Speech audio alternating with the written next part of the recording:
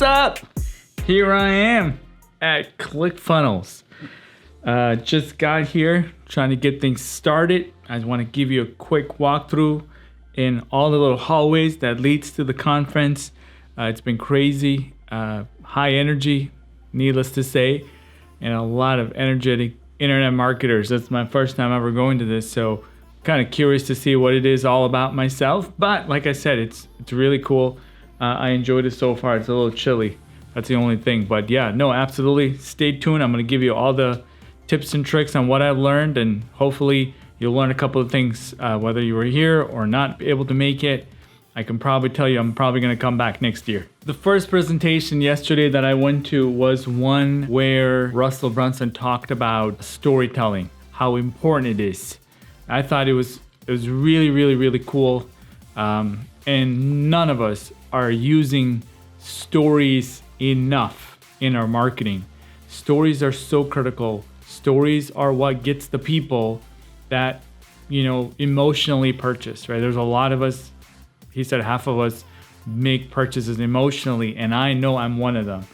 And when you can tell me a good story, I want to buy into that program. And I feel like many, many times we don't talk about our stories enough. If you've never checked out my story, I've put it on my podcast once or twice already.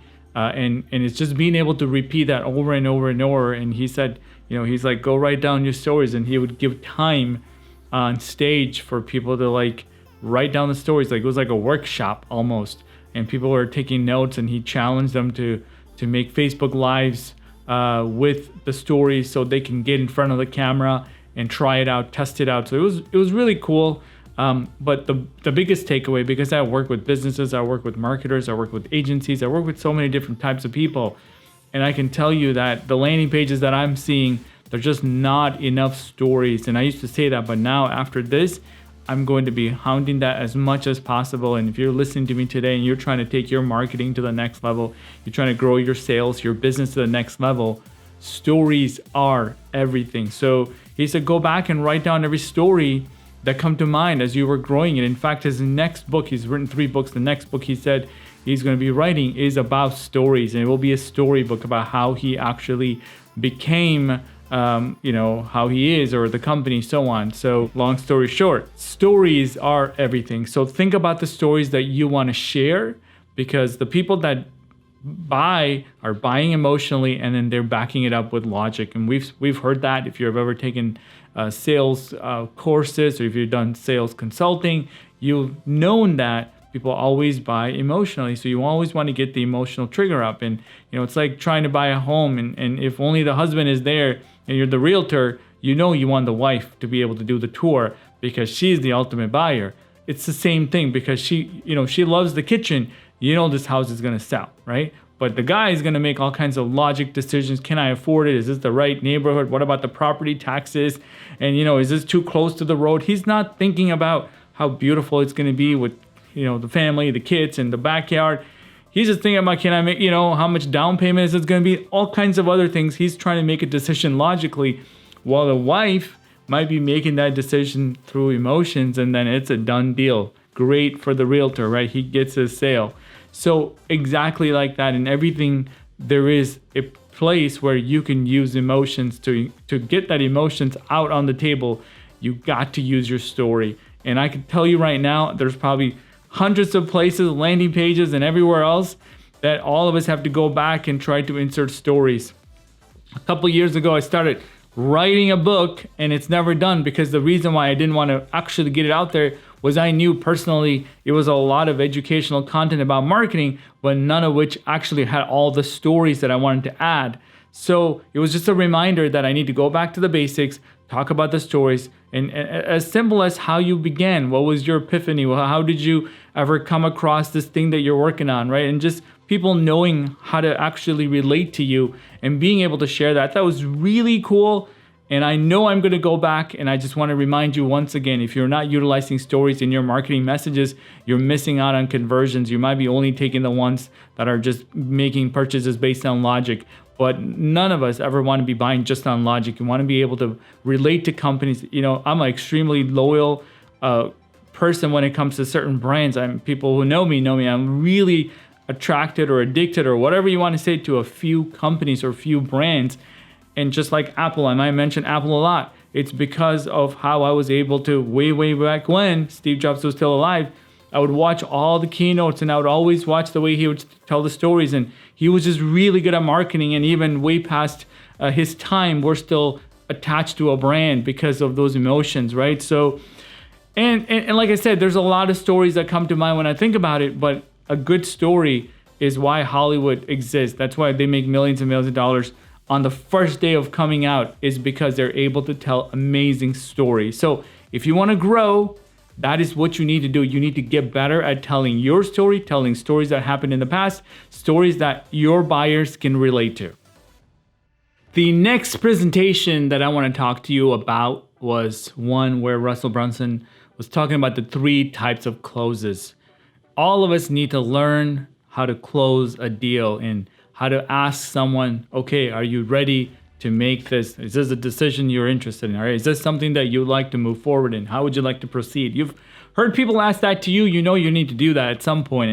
And in the form of landing pages, closes are different. You know, you're not necessarily there. You may have to have a video and it's about powerful copy. And he mentioned 3 different types of closes, which again, I've never connected the way he's doing it. You all know long form landing pages, there's so much information, but he kind of broke it down into 3 different sections, which I thought was really cool. The first one, again, is emotional close.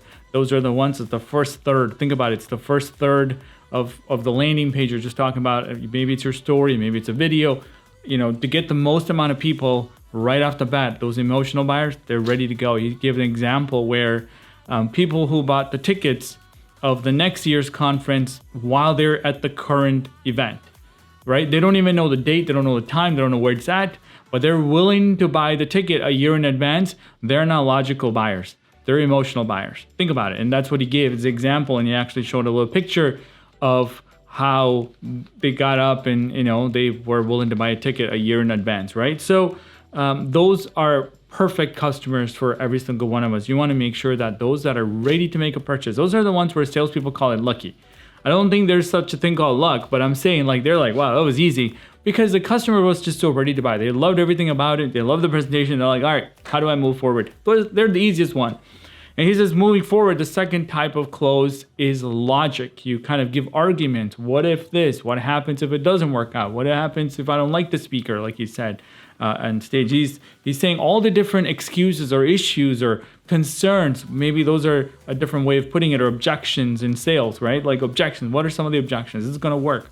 How do I know this is going to work? Maybe, you know, this is not going to work, right? Like in their heads, they're telling stories of why this may not be, or back to my example of a house, why this may not be the best house. They're like thinking, maybe I need to, you know, look at a couple more houses. It's like, how do I make sure that, you know, my neighbors aren't crazy, right? Like examples like that. So you have to give every excuse for them to not make this, right? You want to make sure that you address every single thing, logical arguments as to why this is still the best solution for them. And then the third type of close, which is probably the one that all of us are very familiar with and the ones that we really hate. And that is the fear close, where most of the time you and I get sucked into the Black Friday deals is because you're like, oh my gosh, it's only here for today. And guess what? Marketers love it. They always say it's going away, 48-hour sale. How many of you ever bought something on a 48-hour sale, right? And then next week, the same thing is on for sale for the same price. But you had to buy it because you thought this isn't going to be there next time you go there. Marketers take advantage of it, and salespeople use that all the time to get things. And typically that's when you turn me off. It's when you say, hey, look, this is the last car on the lot. I say, it's okay, I'll come back next week. And hopefully it's still there, right? If it's not there, it's not the right one for me. But there's a place in landing pages where you can actually, you know, take away offers and make them feel like this is a one-time event. You snooze, you lose. And many times it is the truth, right? You don't honestly want to discount your services for infinite amount of time.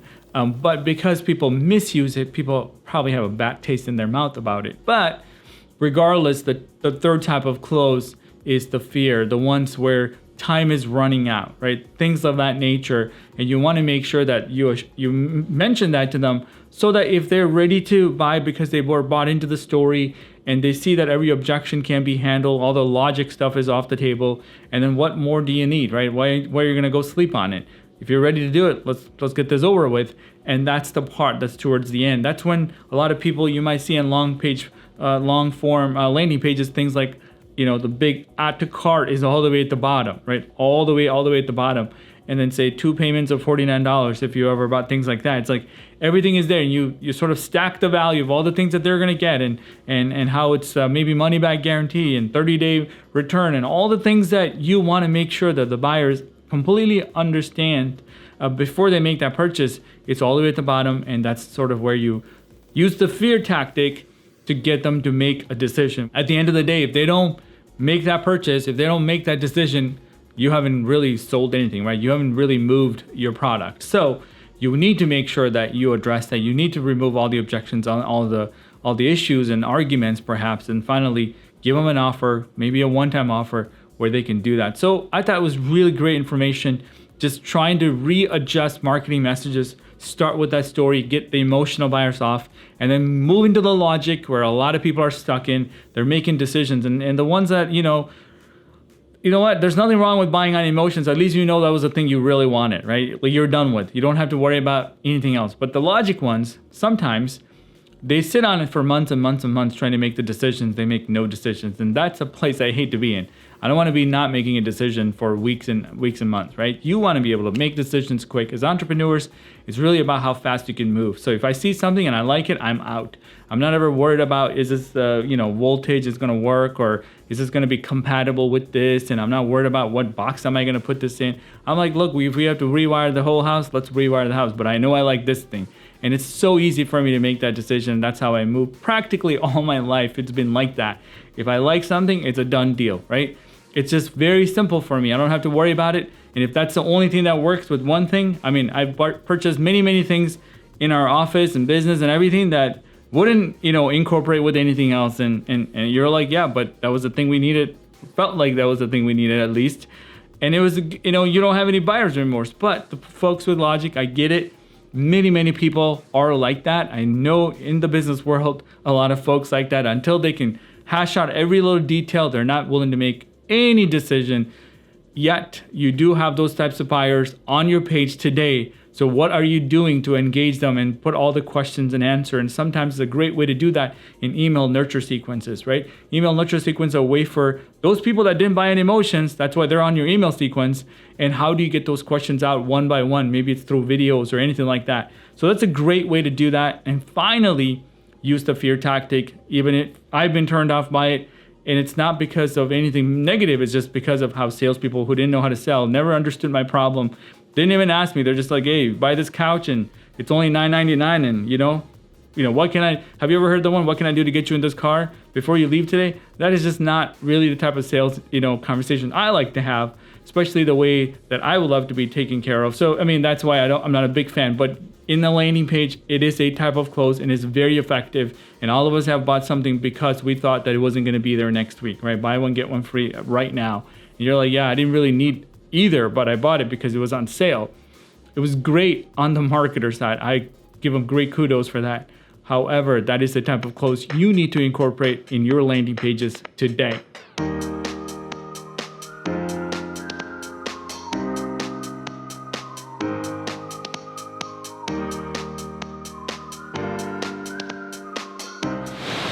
All right, guys, I'm walking in.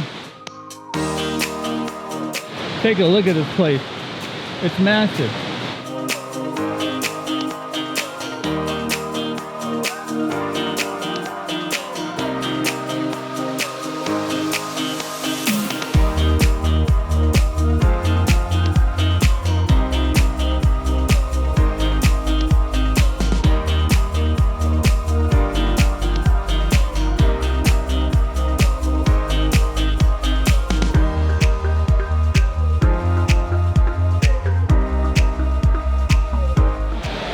What's the most selling merchandise you got?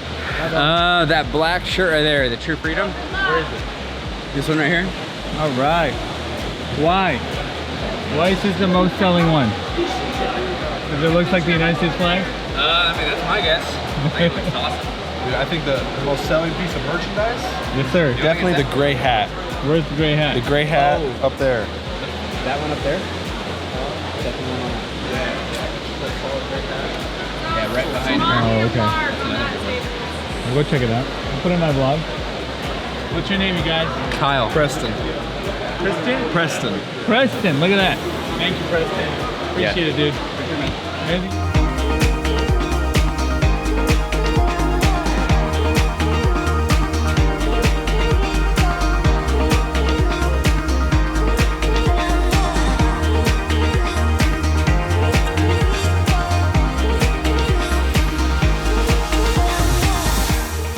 But it did about that. That's the only time I'm going to say something cool. Get away with it like that. So here's the deal. I was messing around. I was doing a little bit of research, and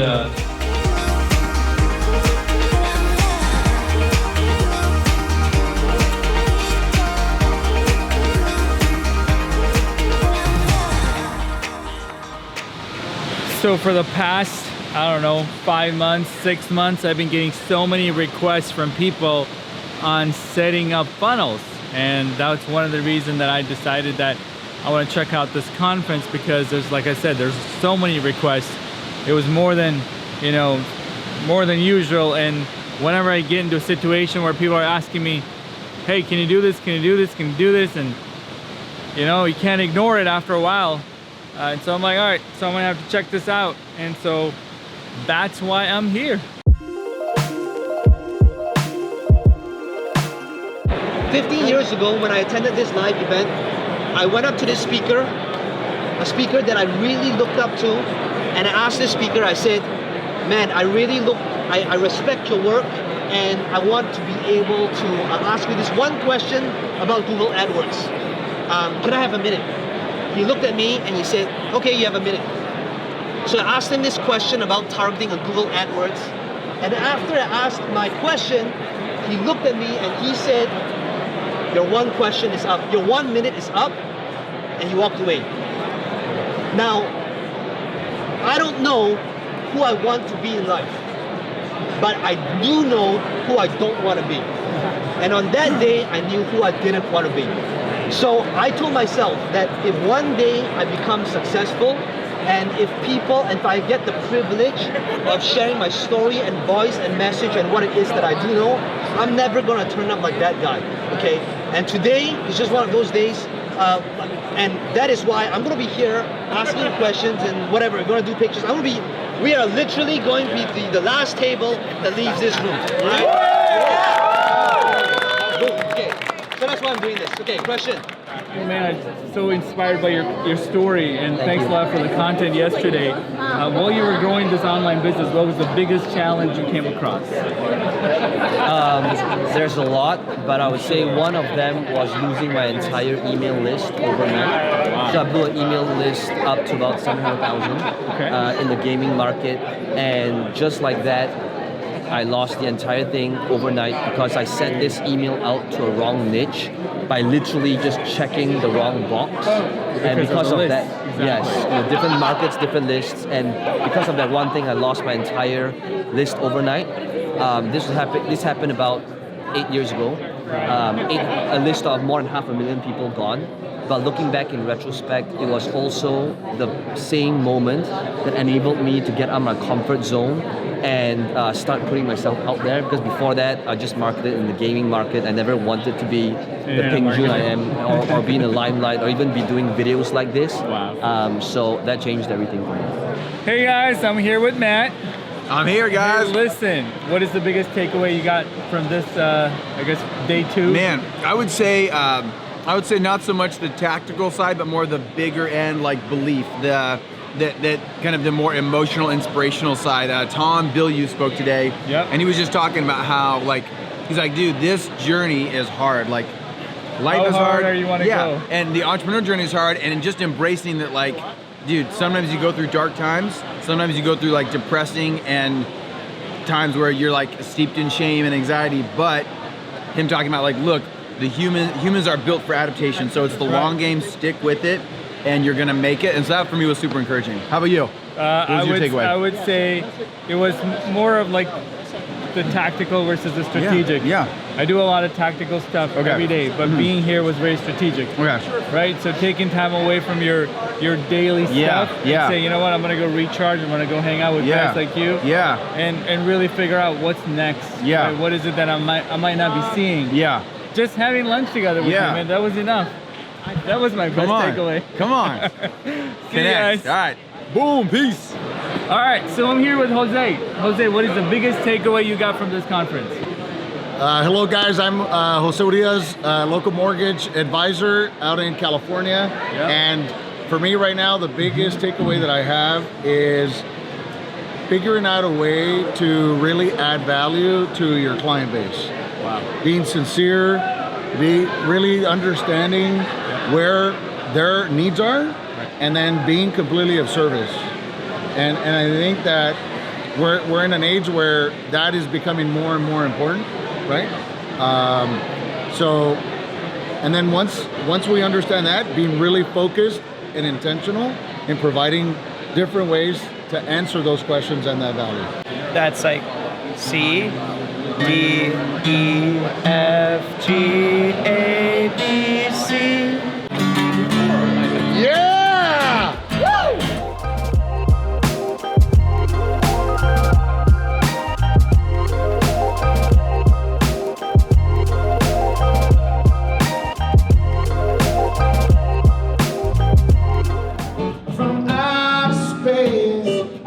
Walked in to find you here with that look upon your face. Should've changed your stupid life. Should've made you leave your key. If I had known for just a second, you'd be back to bother me. Oh, now go.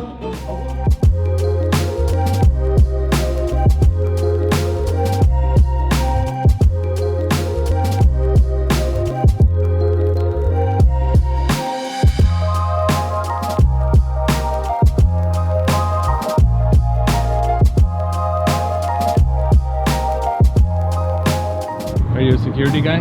Yeah. Like at a building? Yeah, at the bar I told you about, Famous. That's where I work. Oh, you work at Famous? Yeah. So if I go there later, I can see you? Yeah, hell yeah. All right, I'll ask for my mom, Chris. I'll probably be at the front door. Oh, or walking around somewhere.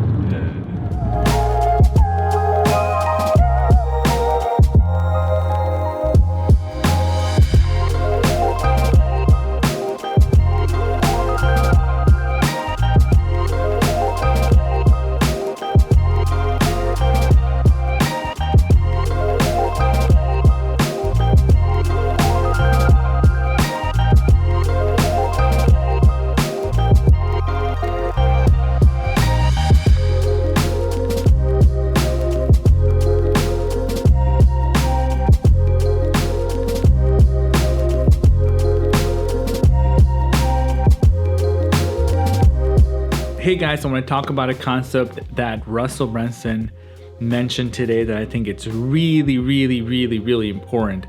That takes zero advertising, right? It costs $0 to do, and I think everybody has to do it, especially if you're bootstrapping. All right, you ready? All right, so the concept that he mentioned is called work your way in. That's it. It's called work your way in. It's one of the things that people do to generate traffic, and he said that basically what it means is that you are going and outreaching to websites, blogs, podcasts, trying to collaborate with people, trying to guest post, right? Just trying to get your content published on their website so that their audience is aware of you, right? Just trying to like hack your way into their audience. And he said that way back when the software was getting built for 2 weeks or whatever, he didn't know what to do because he's not a coder. He couldn't code anything. And at the time, he was writing down his dream 100 clients that he can go after, right? So he was spending the time creating a marketing plan while the developers are developing the software. And the idea that he shared is like, hey, I was reaching out to people, I was contacting who I need to get with, I was contacting websites that we can partner together.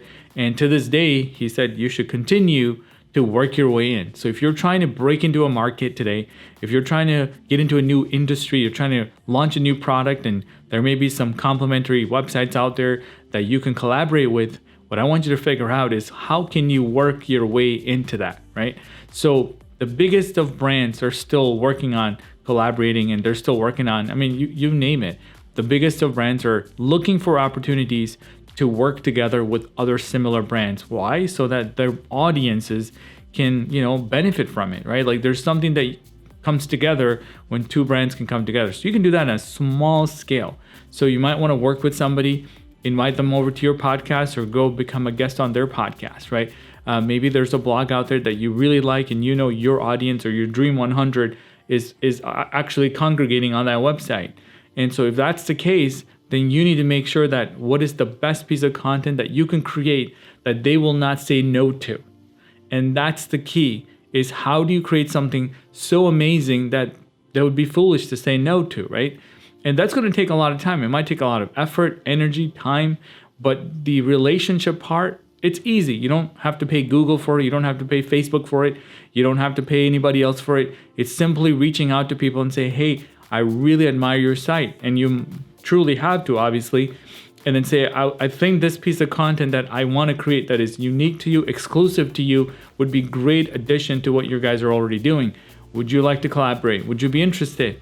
And if I was that person getting that email and it was very customized to my audience, which again, audience to people are extremely emotional, right? It's very emotional because you care a lot about them. You work really hard for it. You're not going to just let anybody post anything you want. But if you create something absolutely value and you're telling me it's exclusive content, I probably wouldn't hesitate to say, all right, let's do something together. I'm always open to doing something together. So think about that.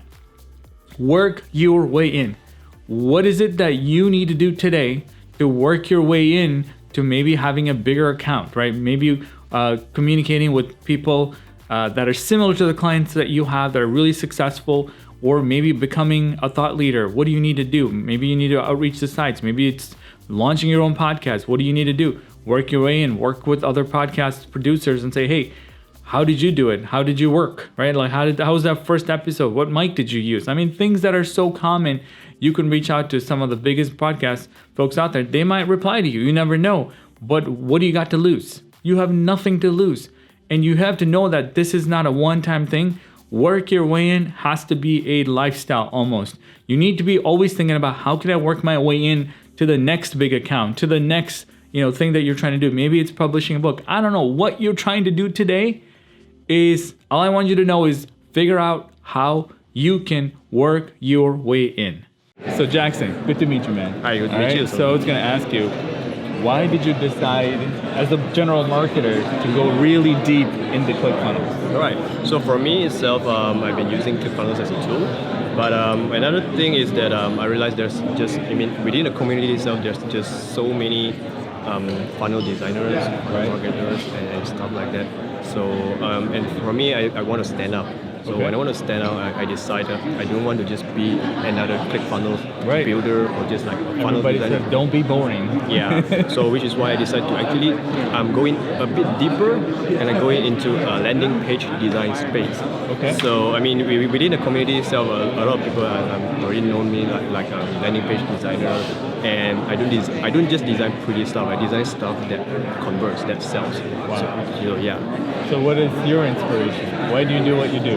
Well, I'm a marketer, but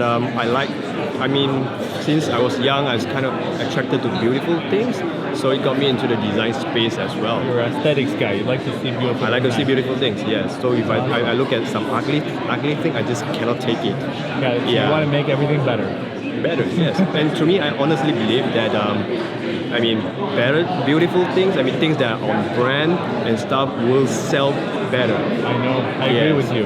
So design does matter. Thanks a lot, Jackson. Appreciate it, brother. Thank you.